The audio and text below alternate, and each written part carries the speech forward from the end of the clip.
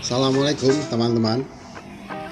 Pagi ini saya akan ke Jakarta dan sepertinya sudah tidak ada pilihan lain ya. Saya harus ke Kampung Rambutan karena di sana angkutannya lebih mudah menuju ke tempat lokasi saya bekerja.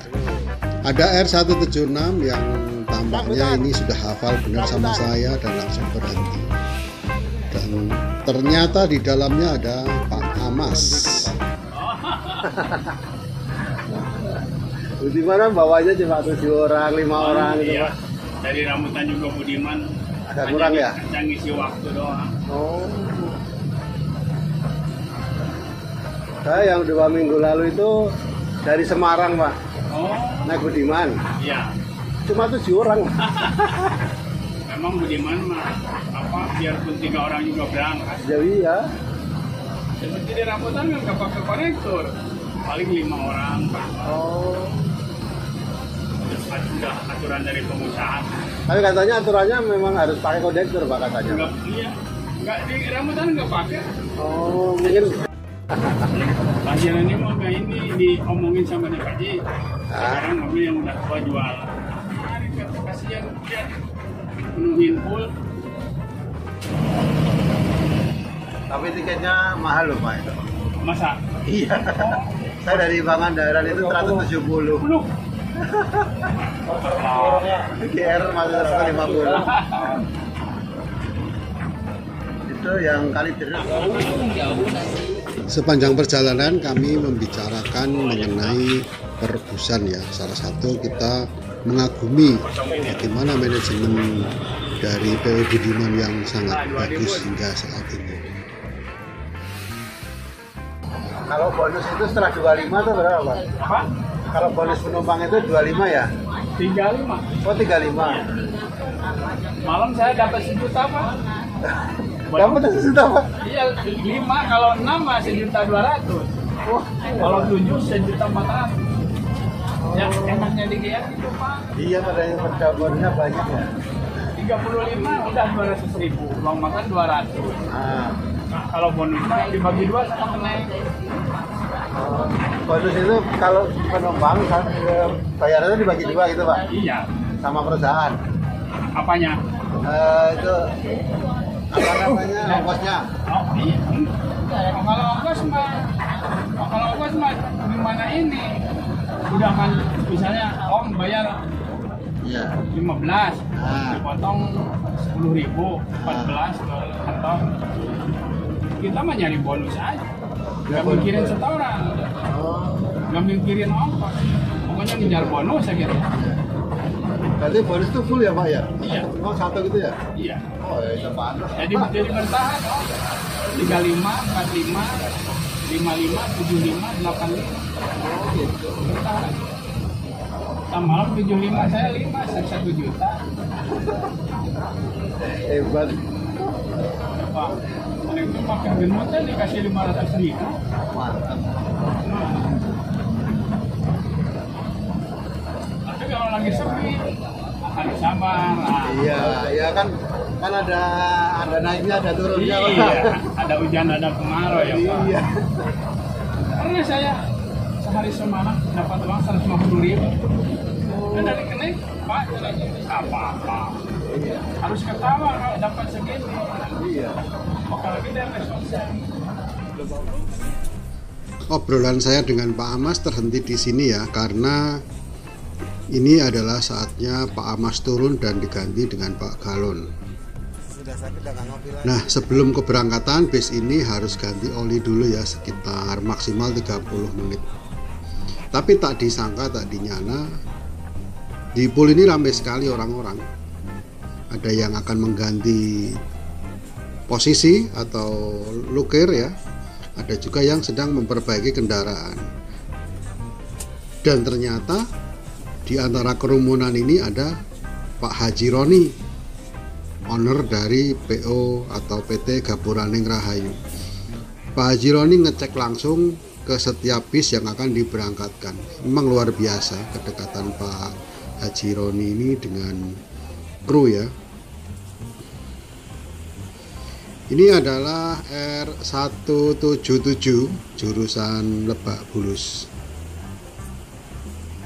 Nah, yang gendut sekali itu Mas Budi yang tadi ikut dengan kita sebagai kondekturnya Pak Amas.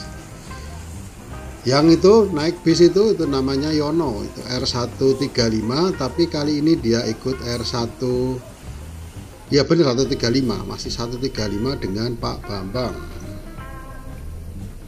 Nah, itu yang berdiri di depan bis itu adalah Haji Roni yang ngecek langsung bagaimana kru memperbaiki ban ya. Pak Jironi ini juga jika dalam kesempatan menerima karyawan atau supir, dia akan ngetes langsung jalan sampai Jakarta. Ini adalah Pak Jironi. Nah, beliau adalah Pak Jironi yang memakai t-shirt ini. Tampil rapi di pool untuk mengecek semua kendaraan yang akan berjalan. Yang baju putih sebelahnya atau yang bersama Pak Yono itu kalau nggak salah ya, itu adalah Pak Rawing OPS. Belum sempat saya mendekati Pak Haji, ternyata bis harus segera berangkat dan kita segera menuju ke pom bensin bersama Mas Budi dan Pak Amas. Tadi dari Karangpucung hingga ke Pul Ciamis ini ada 32 penumpang.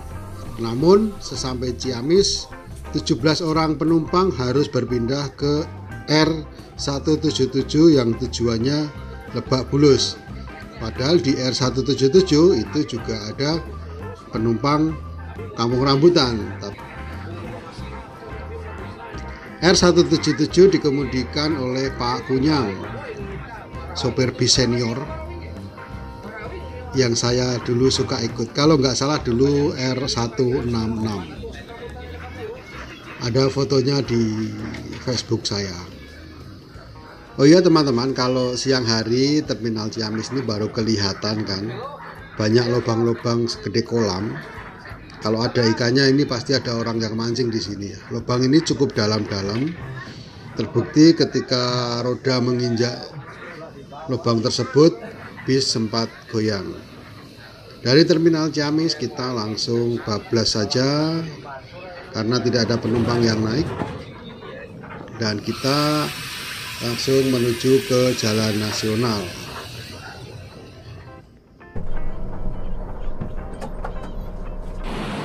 Nah, ini di SPBU Ciaur kita mengisi solar. Di sebelahnya ada R178. Ini jurusan Kalideres.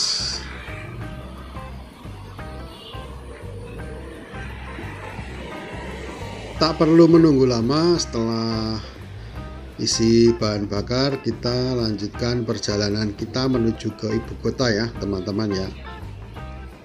Dari penuturan Pak Amas, libur Natal ini membawa banyak berkah karena banyak sekali penumpang yang kembali ke desa.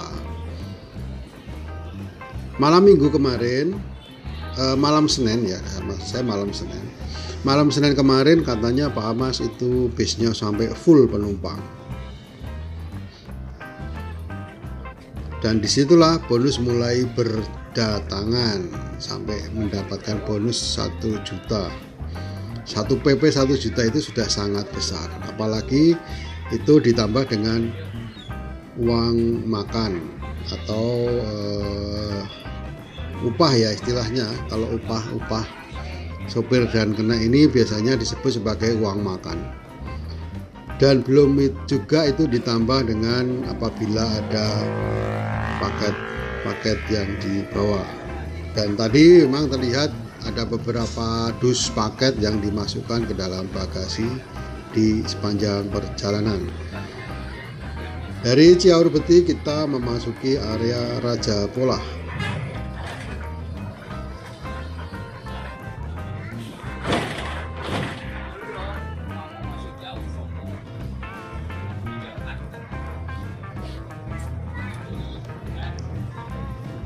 Nah, di depan ini adalah rumah makan SR di pagi hari. Biasanya saya lewat sini malam hari dan teman-teman tidak bisa melihat begitu jelas.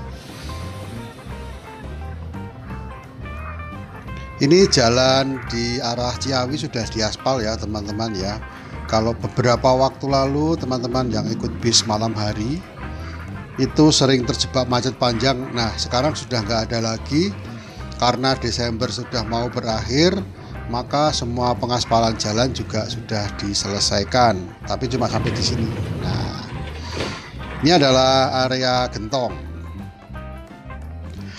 Pagi ini cukup sepi, padahal dalam ekspektasi saya mungkin banyak orang yang pulang telat ke arah Jakarta karena libur Natal. Pada pagi hari atau siang hari tampak jalan di Gentong ini lumayan mulus. 2 lajur untuk yang menuju ke atas dan 1 lajur yang menuju ke bawah. Ini sesuai dengan prinsip dari Undang-Undang Lalu Lintas bahwa kita semua harus mengutamakan kendaraan yang memanjat. Sebelah kiri kita ini adalah bukit-bukit yang kemudian ditaburi pengeras atau semacam semen yang disebut sebagai geotekstil. Tujuannya adalah agar tidak mudah longsor.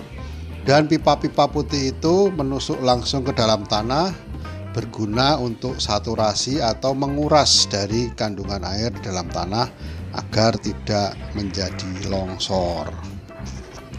Masuk di lingkar Gentong lebih sepi lagi.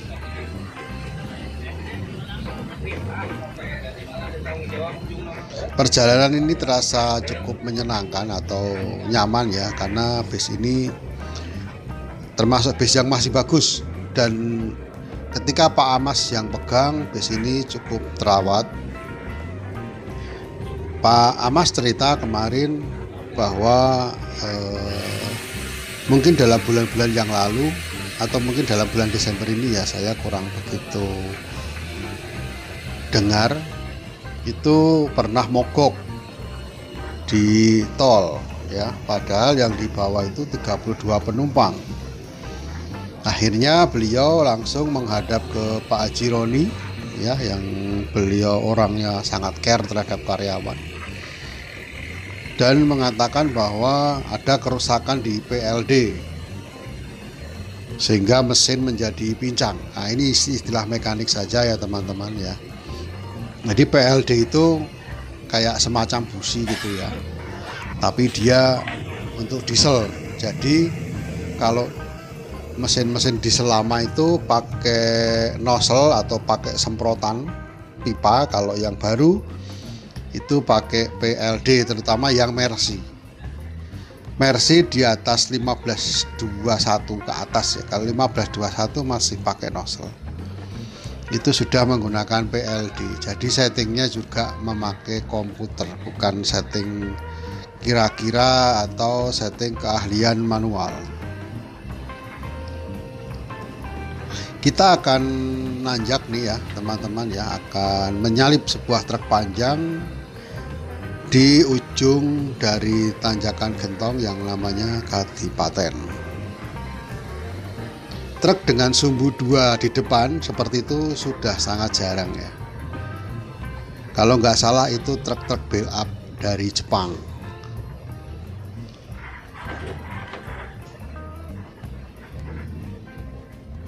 Ada Budiman Pangandaran Depok tadi barusan lewat. Sasisnya intercooler IL. Dan ini kita mengantri untuk memasuki kota Malangbong. Kota Malangbong ini di tengah-tengahnya ada pertigaan, di mana kalau ke kiri kita akan masuk ke area Limbangan, sedangkan bila kita mengambil lurus kita akan masuk Wado, Cadas Pangeran, dan berakhir di Sumedang. Kalau dari kiri ini di area lintasan Limbangan cukup datar jalannya ya, cukup rata dan kelokannya cukup lebar. Tapi kalau Wado dan Cadas Pangeran itu jalannya sempit, walaupun nanti keduanya akan ketemu di Sumedang dan Cilenying.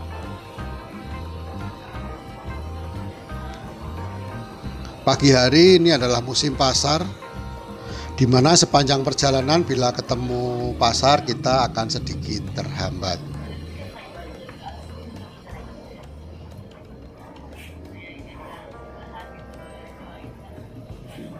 Kita ambil kiri teman-teman sambil menunggu sedikit kendaraan di depan kita ini maju ya, biar kita bisa lewat, karena pertigaan ini tidak ada lampu traffic light-nya. Nah, pasar Limbangan pun demikian, karena namanya juga pasar, jadi ya macet juga. Kemacetan pasar Limbangan ini sudah sangat terkenal karena hampir 24 jam itu terjadi kemacetan. Jadi ketika kita lewat sini sedikit banyak kita akan mengantri walaupun tidak lama.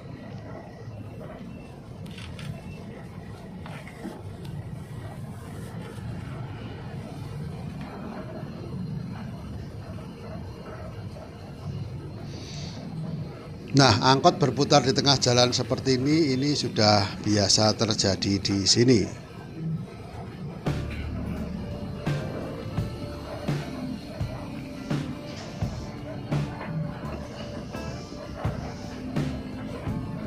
Antrian panjang di sisi kanan menandakan bahwa area yang kita lewati tadi terjadi kemacetan. Itu ada R136 dan itu 139 ya. Dan kita memasuki lingkar Nagrek.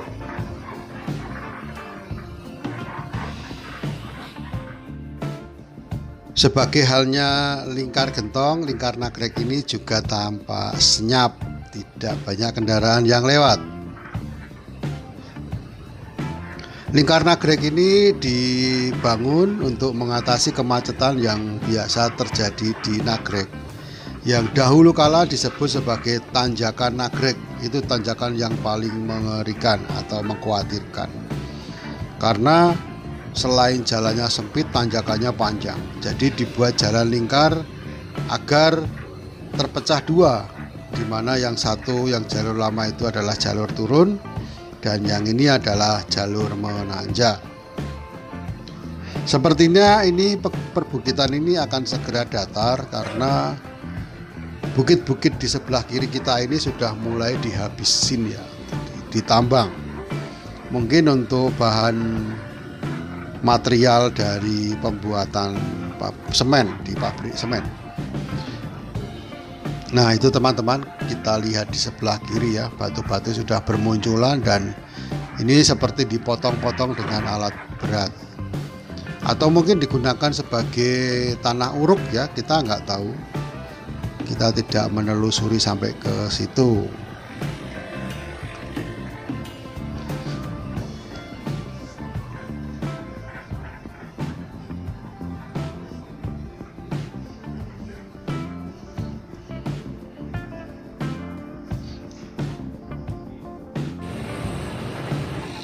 Nah, ini adalah jaring pengaman karena di atasnya ada jalur kereta. Dan kita memasuki terowongan lingkar Nagrek yang sangat legend ini ya.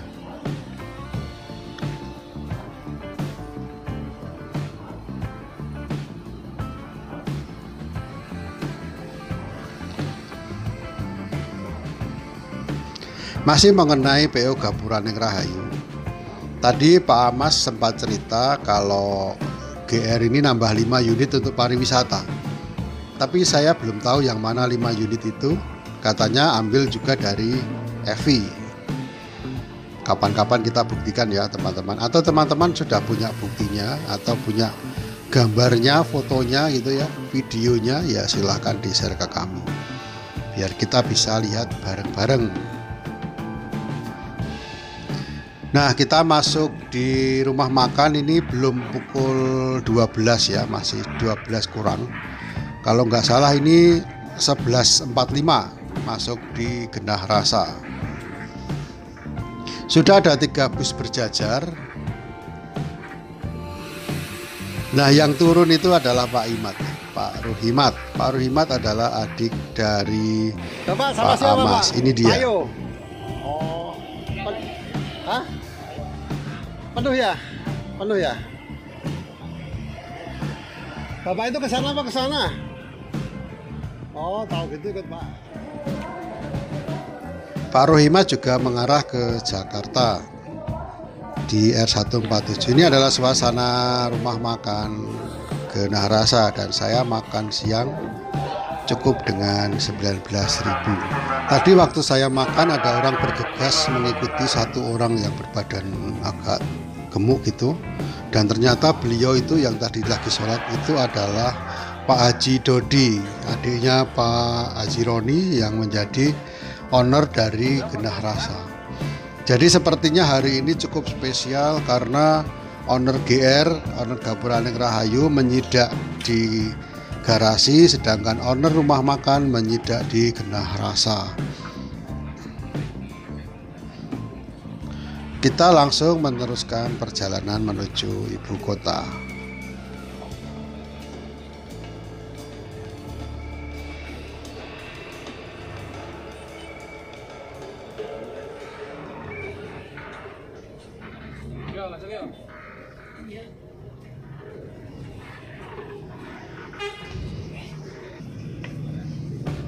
Ini adalah gapura batas ya, antara Kabupaten Bandung dan Kabupaten Garut.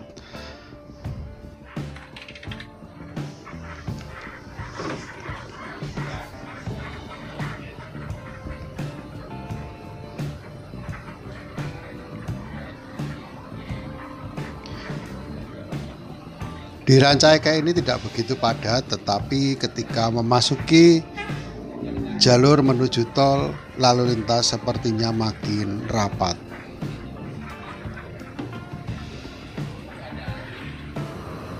Nah, ini cukup rapat dan di depan ini ada mobil balap, teman-teman. Ini adalah Mitsubishi Lancer Evo V6. Dan ini mobil yang cukup tangguh ya, karena V6 2400 cc kalau nggak salah.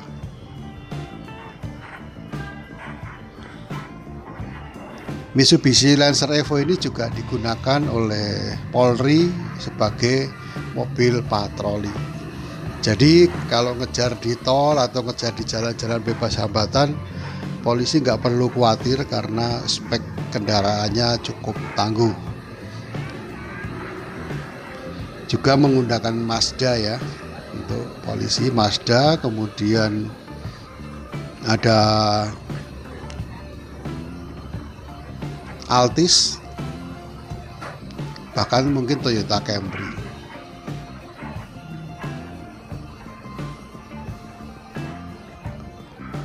Ada Budiman Banjar Depok di depan kita ketika mau memasuki pintu tol Cileunyi. Berkode 291, ini artinya sasisnya adalah sasis 1525 OH Mercedes-Benz.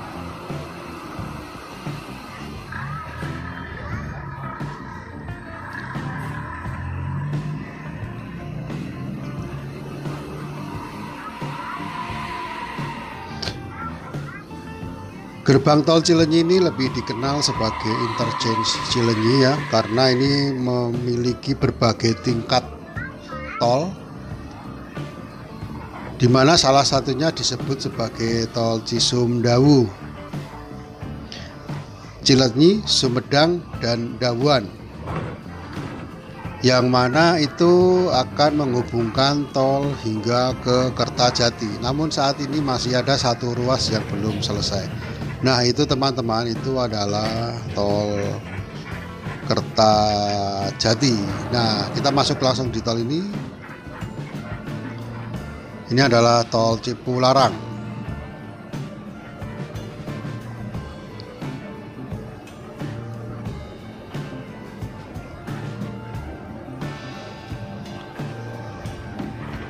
Kalau saya lihat sejak dari Ciamis hingga masuk tol ini, kecepatan bus ini tidak pernah sampai di angka 100. Sopirnya kalem saja, ya nggak banyak ngegas-ngegas, tapi stabil. Meskipun saya sempat tertidur beberapa saat, tetapi saya yakin kecepatannya tidak lebih dari 100. Dan dia selalu berada di Budiman 291 yang ada di depan kita tadi. Ini adalah profil bagaimana Pak sopir mengendarai bisnya ya. Nah, seperti itu.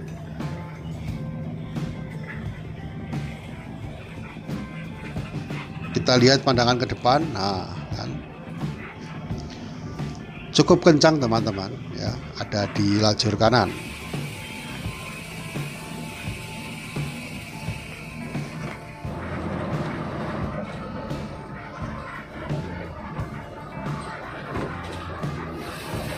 Ini jembatan Cisomang ya, KM 112. Di sebelah kiri kita ini bangunan baru, ini adalah rel kereta api cepat KCIC ya, kereta api cepat Indonesia Cina.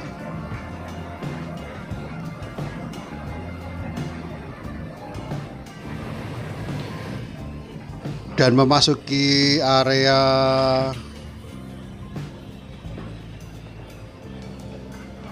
di Cikunir ya, ini kalau nggak salah ya, ini kita hujan lebat sekali teman-teman ya, hujan lebat. Ini cukup mengkhawatirkan kalau kita masuk di terminal Kampung Rambutan dan ternyata masih hujan lebat ya, kita istirahat dulu di dalam bis atau di dalam bangunan terminal. Ini adalah daerah Ceger.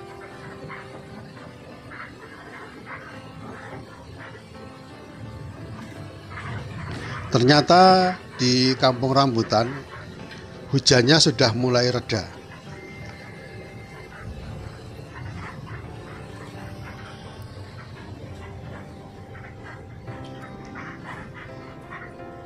Nah, ini Budiman yang kita selalu mengekor di belakangnya sedang berhenti juga untuk menurunkan penumpang.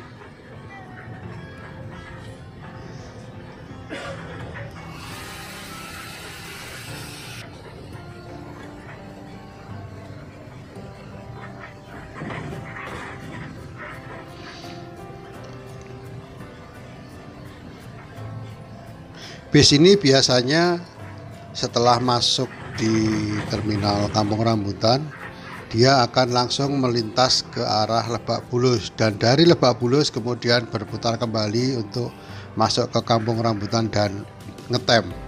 Tapi kali ini tidak. OPS memerintahkan bahwa 176 langsung masuk di Kampung Rambutan dan nanti akan segera masuk lane. Menurut Pak Ruhimat, karena Pak Ruhimat di R147, beliau sudah ada di jalur ya, di pukul 3 sore. Kita sampai di Kampung Rambutan pukul 3 sore ini ya, jadi pas asar. Nah, Pak Ruhimat sudah di jalur. Beliau bilang bahwa akan jalan di setengah 5, setengah 5 sore atau pukul 16.30. Nah, habis itu disusul oleh 176 di jam 17.30.